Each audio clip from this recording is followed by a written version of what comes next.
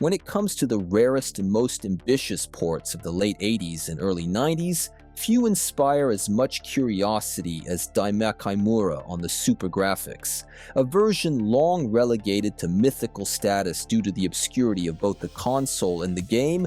This port nevertheless managed to captivate those lucky enough to see it in action, even fleetingly.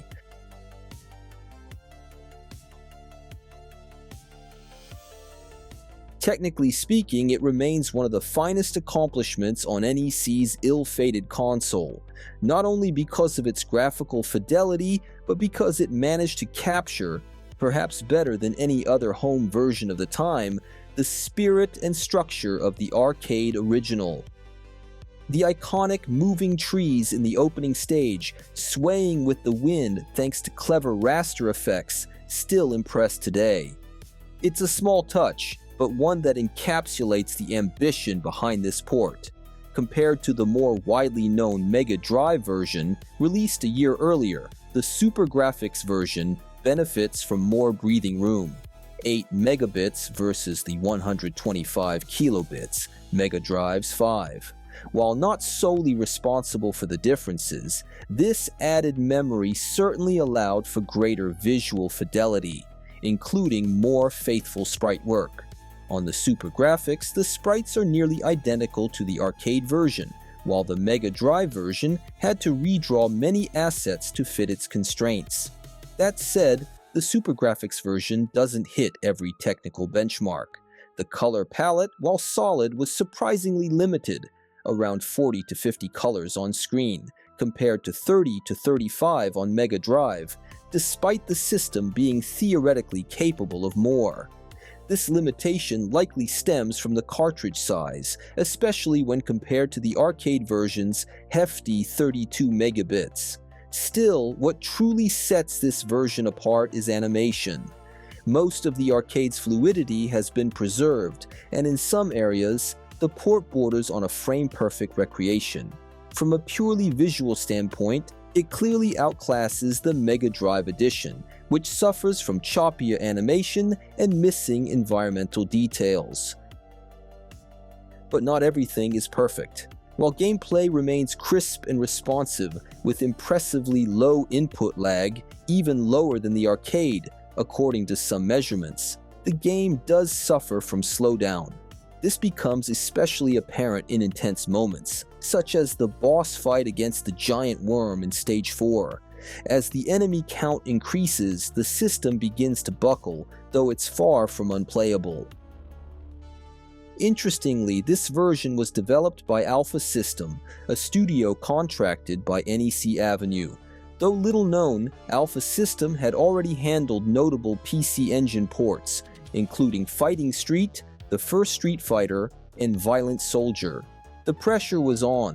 This port of Ghouls and Ghosts was meant to be a flagship title to support the Super GRAFX launch, and it shows they didn't cut corners. One of the most impressive aspects is how faithfully enemy patterns and stage structure match the arcade.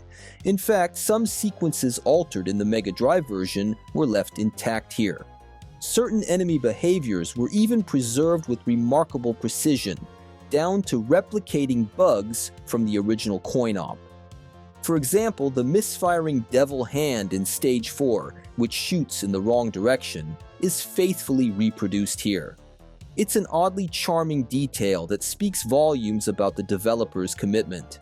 Control-wise, the game plays closer to the arcade than to its Mega Drive counterpart. On Super GRAFX, diagonal inputs are interpreted differently. Up right or up left are treated as vertical movement, not horizontal as they are on Mega Drive. This seemingly small distinction has big consequences in platforming sequences, particularly during Stage 3's second section, where precise timing is needed to jump from a crouched position across platforms. Audio is the one area where both home versions fall short. The Mega Drive struggles with thin, sometimes harsh renditions of the arcade soundtrack despite its powerful Yamaha sound chip. The Super GRAFX version fares better in some tracks. Stage 4 is quite faithful, but suffers in others. Stage 1 and 2's themes in particular lack punch and depth. Bass is minimal, and certain melodies feel stripped down. That's no surprise, as the system uses the same sound hardware as the original PC engine, without enhancements. While disappointing, it's a forgivable flaw, given the strong atmosphere overall. There's more to admire though. Parallax effects, absent on the Mega Drive, are partially preserved here. They're not as complex as the arcades, but they contribute to a richer visual presentation. Combined with the doubled video RAM of the Super Graphics, the result is more sprites on screen and an environment that feels far more alive than on previous NEC hardware. Where the Mega Drive version cut corners, removing background layers, simplifying hero animations, and leaving some stages feeling visually barren, the Super Graphics version is dense and vibrant. It makes a strong case for being the definitive 16-bit console version of the game.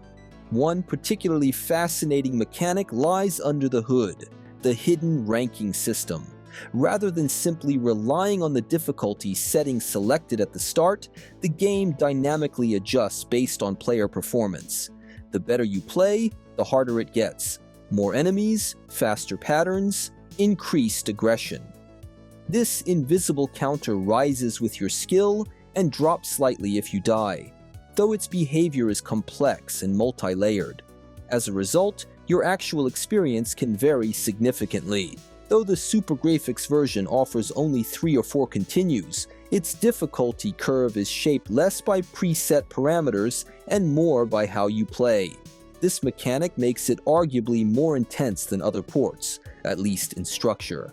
However, in practice, some players may find the Mega Drive version more punishing. Its pacing is tighter, its traps more sudden, and some enemy placements less forgiving, particularly in Stage 4, where Devil Hands appear earlier and attack more aggressively. Still, both versions are comparable in difficulty, and if you're already skilled at the Japanese arcade release or the Mega Drive's professional mode, you'll feel right at home here. There's even a hidden code in the Super Graphics version that lets you adjust difficulty precisely, or unlock a very easy mode, or its masochistic counterpart, very, very hard. All in all, Daima Kaimura on Super Graphics is more than a tech demo or collector's curiosity. It's a love letter to the arcade original, with an impressive level of accuracy, not only in its visuals and animations, but in gameplay mechanics and enemy behavior. It's not without flaws, occasional slowdown, limited sound capabilities, some reduced color depth, but its strengths vastly outweigh its shortcomings. Ultimately, it's a port that delivers on the fantasy so many had when first seeing it in motion decades ago. It might not justify the cost of a Super Graphics system by itself, but for fans of the series, it's undeniably a high point. Between the Mega Drive and the Super Graphics versions, this one gets the edge.